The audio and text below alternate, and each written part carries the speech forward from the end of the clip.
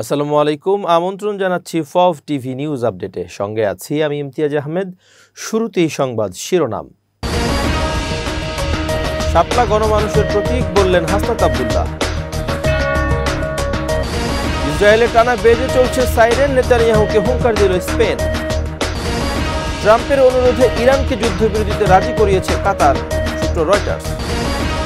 ইরানের পক্ষ থেকে এখনও যুদ্ধবিরতির কোনো নিশ্চিত ঘোষণা আসেনি। এবার বিস্তারিত। জাতীয় নাগরিক পার্টির মুখ্য সংগঠক দক্ষিণাঞ্চল হাসনাত আব্দুল্লাহ বলেছেন, নির্বাচন কমিশনে আমাদের সব নিবন্ধন কার্যক্রম শেষ হয়েছে। শাপলা হচ্ছে গণমানুষের সঙ্গে সম্পৃক্ত একটি প্রতীক, তাই আমরা শাপলা প্রতীক হিসেবে চেয়েছি। সোমবার 23 জুন বিকেলে কুমিল্লার দেবিদ্বার উপজেলার রসুলপুর ইউনিয়নের গোপালনগরে নিজ গ্রামের একটি রাস্তার কাজ পরিদর্শনে এসে তিনি এসব কথা বলেন। হাসনাত আব্দুল্লাহ বলেন, দেশব্যাপী আমাদের সাংগঠনিক বিস্তার চলছে। সেই বিস্তার থেকেই রোববার আমরা রেজিস্ট্রেশনের কাজ শেষ করেছি। এখন আমাদের সাংগঠনিক কাজের ধারাবাহিকতা অব্যাহত থাকবে। আমাদের লক্ষ্যমাত্রা সর্বোচ্চটা দেওয়াই আমাদের লক্ষ্য থাকবে। এদিকে লক্ষ্য রেখে আমরা এগিয়ে যাচ্ছি। তিনি বলেন, আমাদের প্রতি মানুষদের প্রত্যাশা ও আকাঙ্ক্ষা তৈরি হয়েছে। আমরা প্রান্তিক জনগোষ্ঠীর প্রত্যাশা এবং প্রাপ্তির মধ্যে অপূর্ণতার প্রশ্ন করে জানতে চাচ্ছি। জুলাই সনদ নিয়ে আমরা কাজ করছি। সরকার ইতোমধ্যে 30 কর্মদিবসের সময় দিয়েছে। আশা করছি এই সময়ের মধ্যে জুলাই সনদ ঘোষণা করা হবে। জাতীয় সংসদ নির্বাচনে দাঁড়িপাল্লা এবং শাপলা প্রতীক হিসেবে অন্তর্ভুক্ত করে নির্বাচন পরিচালনা বিধিমালা সংশোধন করতে যাচ্ছে ইলেকশন কমিশন ইসি। এতে ইসির সংরক্ষিত প্রতীকের সংখ্যা 115টি করার প্রস্তাব তুলেছে নির্বাচন কমিশনের সচিবালয়। ওই প্রস্তাব অনুমোদন হলে জাতীয় নাগরিক পার্টি এনসিপির শাপলা প্রতীক পাওয়ার পথ খুলবে, আর দাঁড়িপাল্লার প্রতীক যুক্ত হলে তা পাবে জামাত ইসলামী বাংলাদেশ। ইসি সূত্রে এ তথ্য জানা গেছে। তবে বিষয়টি নিয়ে এখনই মন্তব্য করতে রাজি নন ইসির ঊর্ধ্বতন কর্মকর্তারা। নির্বাচন কমিশনের নিবন্ধন পেতে রোববার আবেদন করে জাতীয় নাগরিক পার্টি। দলটির 3টি প্রতীক শাপলা, কলম ও মোবাইল ফোন চেয়েছে। এর মধ্যে প্রথম পছন্দ হিসেবে আছে শাপলা। তবে জাতীয় ফুল শাপলা হওয়ায় ওই প্রতীক কোনো রাজনৈতিক দল পেতে পারে কিনা তা নিয়ে আলোচনা চলছে। এর মধ্যে প্রতীকটি ইসির সংরক্ষিত তালিকায় অন্তর্ভুক্ত করতে যাচ্ছে কমিশন। ওই প্রতীক ইসির তালিকায় থাকলে এবং এনসিপি নিবন্ধনের শর্ত পূরণ করলে জাতীয় দলীয় প্রতীক হিসেবে শাপলা পাবে। সূত্র আরও জানিয়েছে, দাঁড়িপাল্লা প্রতীক নির্বাচন পরিচালনা বিধিমালার তালিকায় না থাকায় জামাত ইসলামী এখনও নিবন্ধন পায়নি। গতকাল পর্যন্ত দলটির নিবন্ধন সনদ দেওয়ার বিষয়ে চূড়ান্ত সিদ্ধান্ত হয়নি। একাধিক কর্মকর্তা জানান, আচরণ বিধিমালায় সংশোধন হওয়ার পর দাঁড়িপাল্লা প্রতীক সহ জামাত ইসলামীকে নিবন্ধন দেওয়ার বিষয়ে আলোচনা চলছে। তারা আরও জানান, প্রতীক ছাড়াই দলটিকে নিবন্ধন দিতে পারে ইসি, কিন্তু জামাত ইসলামী নেতারা প্রতীক সহ একেবারে দলের নিবন্ধন চান। উচ্চ আদালতের রায়ের পরিপ্রেক্ষিতে গত 4 জুন জামাতের নিবন্ধন ফিরিয়ে দেওয়ার সিদ্ধান্ত নেয় নির্বাচন কমিশন। ওই দিন কমিশন সভা শেষে নির্বাচন কমিশনার আবুল ফজল মোহাম্মদ সানাউল্লাহ সাংবাদিকদের বলেন, অতি সত্বর জামাত ইসলামী তাদের নিবন্ধন ফেরত পাবে এবং ব্যবস্থা ইসি গ্রহণ করবে। তবে দলীয় প্রতীকের ক্ষেত্রে একটি দাপ্তরিক প্রতিক্রিয়া আছে, এজন্য একটু সময় লাগবে। তিনি জানান, সংসদ নির্বাচনের জন্য 100টি প্রতীক সংরক্ষণ করার কথা জানান। এবার আন্তর্জাতিক প্রসঙ্গ। ইসরায়েলে টানা বেজে চলেছে সাইরেন, আর একের পর এক শোনা যাচ্ছে বিস্ফোরণের শব্দ। ইসরায়েলের সামরিক বাহিনী জানিয়েছে, ইরান থেকে একের পর এক ক্ষেপণাস্ত্র ছোড়া হয়েছে। এর জেরে সেন্ট্রাল ও দক্ষিণ ইসরায়েলের অনেক এলাকায় বিমান হামলার সতর্কতা হিসেবে সাইরেন বেজে উঠেছে। বিশেষ করে আজদোদ ও লাচিস শহরে এবং পশ্চিম জেরুজালেমের কাছাকাছি কয়েকটি জায়গায় ইরানের ক্ষেপণাস্ত্র আঘাত হেনেছে। টাইমস অব ইসরায়েল জানিয়েছে, জেরুজালেমে সাইরেন বাজা মাত্রই ইসরায়েলি সংসদ এবং সদস্যরা দ্রুত নিরাপদ আশ্রয়ে চলে যান। ইসরায়েল ও অধিকৃত পশ্চিম তীরে সোমবার সাংবাদিকদের রিপোর্ট করা নিষিদ্ধ করা হয়েছে, তাই অনেকে পাশের দেশ জর্ডান থেকে খবর সংগ্রহ করেছেন। এসব তথ্য জানিয়েছে কাতার ভিত্তিক সংবাদ মাধ্যম আল জাজিরা। প্রতিবেদনের থেকে জানা যায়, ইসরায়েলে পাল্টা হামলা চালিয়েছে ইরান। এ হামলা এখন পর্যন্ত 450টি ব্যালিস্টিক ক্ষেপণাস্ত্র ছুড়েছে তারা।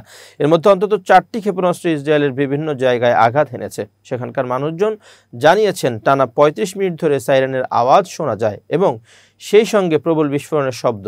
তবে ক্ষয়ক্ষতির সঠিক তথ্য এখনও পাওয়া যায়নি, কারণ ইসরায়েলের সেনাবাহিনী কোনো ভিডিও বা তথ্য প্রকাশ্যে করা নিষেধাজ্ঞা দিয়েছে। তাই বাইরের দুনিয়া সঠিকভাবে জানতে পারছে না আসলে কি ঘটছে। গত 10 দিনে ইরানের হামলায় ইসরায়েলে বড় ধরনের ক্ষতির মুখে পড়েছে। সবচেয়ে বেশি ক্ষতি হয়েছে সেন্ট্রাল ইসরায়েলে, তবে হাইফার মতো গুরুত্বপূর্ণ শহরেও বারবার হামলা হয়েছে। প্রতিবেদনে আরও বলা হয়েছে, গতকাল ইরান আকাশ প্রতিরক্ষা ব্যবস্থা ফাঁকি দিয়ে এক হামলা চালায়।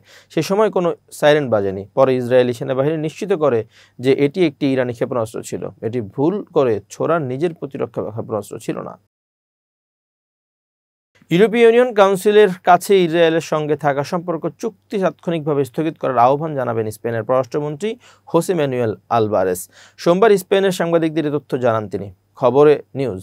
তিনি বলেন, গাজায় মানবাধিকার লঙ্ঘনের প্রতিবাদে সিদ্ধান্ত প্রয়োজন। এছাড়া তিনি জানান, ইউরোপীয় কাউন্সিলকে তিনি অনুরোধ করবেন যে ইসরায়েলে অস্ত্র বিক্রির উপর নিষেধাজ্ঞা আরোপ করা হয়। পাশাপাশি যে বা যারা দ্বিরাষ্ট্র সমাধানকে ক্ষতিগ্রস্ত করছেন তাদের উপর নিষেধাজ্ঞা চাইবেন তিনি। ইরানের পরমাণু স্থাপনায় যুক্তরাষ্ট্রের হামলার পর পরিস্থিতি আরও উত্তপ্ত হয়ে উঠেছে। ইরানের সর্বোচ্চ নেতা আয়াতুল্লাহ খামেনি প্রথমবারের মতো মুখ খুলে বলেছেন, আমরা ইসরায়েলি শত্রুর কঠোর শাস্তি নিশ্চিত করব।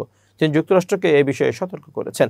অন্যদিকে প্রেসিডেন্ট ট্রাম্প ইরানে শাসন পরিবর্তন ঘটানোর ইঙ্গিত দিয়ে বলেন, যদি বর্তমান ইরানি সরকার দেশের উন্নয়ন করতে না পারে তাহলে শাসন পরিবর্তন কেন হবে না। গত 13 জুন থেকে ইসরায়েল ও ইরানের মধ্যে দফায় দফায় হামলা চলছে। এর মধ্যে যুক্তরাষ্ট্র ইরানের 3টি গুরুত্বপূর্ণ পরমাণু স্থাপনা ফোর্দো, নাতাঞ্জ ও ইস্পাহানে হামলা চালায়। হামলার বিষয়ে হোয়াইট হাউস জানিয়েছে, ইসরায়েলের সঙ্গে পূর্বেই সমন্বয় ছিল। ইসরায়েলি বিমান ও মিসাইল ইউনিটও ইরানে পৃথকভাবে হামলা চালিয়েছে।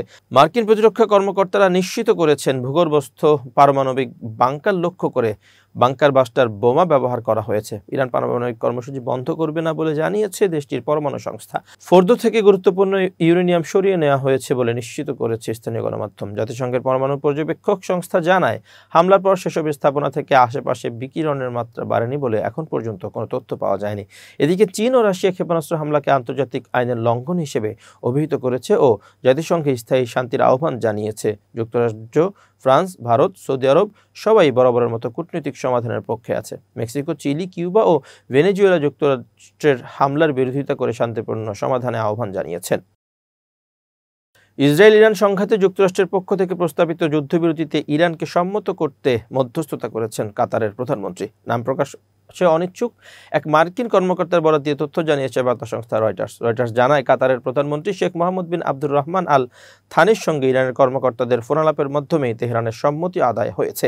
প্রতিবেদনে আরও বলা হয়, যুদ্ধবিরতির বিষয়ে মার্কিন প্রেসিডেন্ট ডোনাল্ড ট্রাম্প কাতারের আমিরের সঙ্গে যোগাযোগ করেন এবং জানান ইসরায়েল যুদ্ধবিরতিতে সম্মত হয়েছে। এরপর তিনি তেহরানকে রাজি করাতে দোহার সহযোগিতা চান। কাতারের অবস্থিত যুক্তরাষ্ট্রের আল উদেইদ বিমান ঘাঁটিতে ইরানি ক্ষেপণাস্ত্র হামলার কয়েক ঘন্টার মধ্যে এই কূটনৈতিক উদ্যোগ শুরু হয় এবং পরবর্তীতে যুদ্ধবিরতির বিষয়টি সামনে আসে। ট্রাম্পের সম্পূর্ণ সর্বাত্মক যুদ্ধবিরতির ঘোষণার প্রায় আধ ঘন্টা আগেই মার্কিন সংবাদ মাধ্যম CNN জানিয়েছিল, একজন জ্যেষ্ঠ ইরানি কর্মকর্তা তাদের বলেছেন, তেহরান এখনও কোনো যুদ্ধবিরতির প্রস্তাব পায়নি। নাম প্রকাশ অনিচ্ছুক ওই কর্মকর্তা বলেন, যুক্তরাষ্ট্র ও ইসরায়েলি নেতাদের বক্তব্য প্রতারণামূলক, যার উদ্দেশ্য হলো ইরানের বিরুদ্ধে চলমান আগ্রাসনকে বৈধতা দেওয়া। তিনি আরও বলেন, এই মুহূর্তে শত্রুরা ইরানের উপর আগ্রাসন চালিয়ে যাচ্ছে আর ইরান তার পাল্টা হামলা আরও জোরদার করার দ্বারপ্রান্তে। শত্রুর মিথ্যাচারে কোনো কান দেয়ার কোনো প্রশ্নই ওঠে না। বিবিসির পার্সিয়ান বিভাগের সংবাদদাতা জানাচ্ছেন, তেহরান ও কাছাকাছি শহর কারাজ, উত্তর শহর রাশদ থেকে একের পর এক বিস্ফোরণের শব্দ শোনা যাচ্ছে। ইরানের বার্তা সংস্থাগুলো জানাচ্ছে, বিস্ফোরণের ঘটনার পরে তেহরানের আকাশ প্রতিরক্ষা ব্যবস্থা সচল করা হয়েছে। এবার বিজ্ঞান ও প্রযুক্তির খবর। প্রযুক্তির সহজলভ্যতা আর ইন্টারনেট বিস্তারের কল্যাণে সোশ্যাল মিডিয়া এখন বিশ্বজুড়ে যোগাযোগের প্রধান মাধ্যম।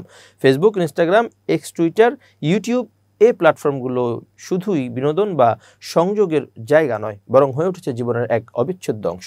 জার্মান ভিত্তিক প্রতিষ্ঠান স্ট্যাটিস্টার তথ্য অনুযায়ী বর্তমানে বিশ্বে 522 কোটি মানুষ সামাজিক মাধ্যমে সক্রিয়, যা বৈশ্বিক জনসংখ্যার 63.8%। ধারণা করা হচ্ছে 2028 সালের মধ্যে এই সংখ্যা 600 কোটিতে পৌঁছবে। স্মার্টফোনের বিস্তার, সাশ্রয়ী ডিভাইস ও ইন্টারনেট সহজলভ্য হওয়ায় সামাজিক যোগাযোগ মাধ্যমে যুক্ত হচ্ছে পিছিয়ে থাকা দেশগুলোর মানুষও।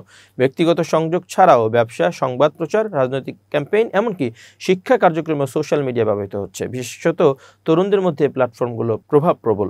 গবেষণা বলছে, একজন ব্যবহারকারী প্রতিদিনে গড়ে সোশ্যাল মিডিয়ায় সময় দেন প্রায় 151 মিনিট, যা 2015 সালের তুলনায় 40 মিনিট বেশি। তবে এর নেতিবাচক দিকও কম নয়। অতিরিক্ত ব্যবহার থেকে তৈরি হচ্ছে আসক্তি, বাড়ছে মানসিক চাপ, কমছে সামাজিক মেলামেশা।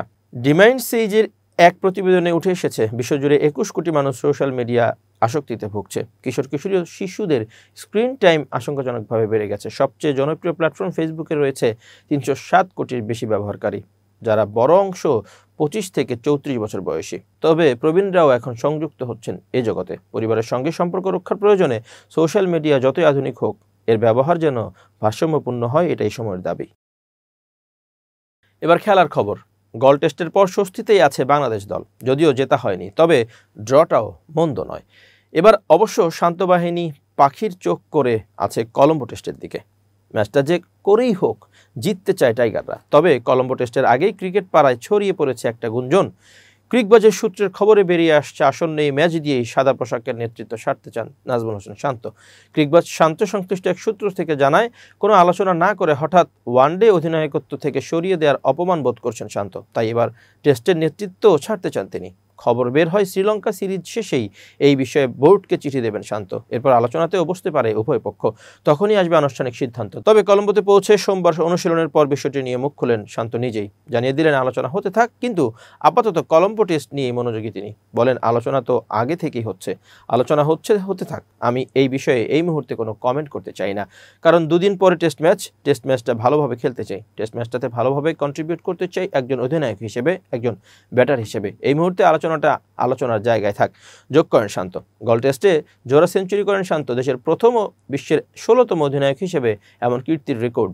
অধিনায়কত্ব ছাড়তে হলে তখনই ছেড়ে দিতেন, কেননা তার চেয়ে সুন্দর মুহূর্ত হয় না, অথচ এরপরও নেতৃত্ব ছাড়ার ভাবনা আসেনি। জানিয়ে বলেন, সব থেকে ভালো মুহূর্ত ছিল আগের টেস্টে ব্যাক টু ব্যাক সেঞ্চুরি। অধিনায়ক হিসেবে তখনই বলে দিতে পারতাম, না এই মুহূর্তে এরকম কোনো কিছু পরিকল্পনা নেই। এরপর তিনি আরও বলেন, ভালো খেলে ছেড়ে দিতে হবে বা খারাপ খেললে ছাড়তে হবে তা না, যেটা দলের জন্য ভালো হবে, দলের ভালো কিছু হবে তা করা হবে।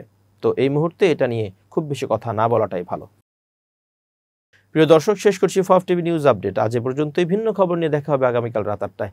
নিজেকে আপডেট রাখতে সাবস্ক্রাইব করুন চ্যানেলটি, নিয়মিত লাইক, কমেন্ট ও শেয়ার করে ছড়িয়ে দিন সর্বত্র। সুস্থ থাকুন, নিরাপদে থাকুন। আল্লাহ হাফেজ।